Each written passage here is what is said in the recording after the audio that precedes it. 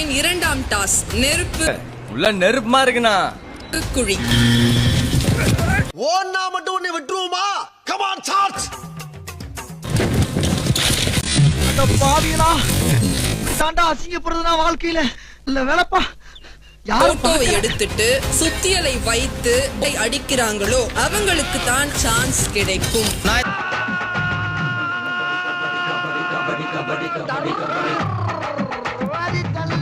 இந்த கேம்ல இருந்து வெளியேறாம இருக்கிறதுக்காக அருண் அந்த கேம்ல இருந்து வெளியேற்ற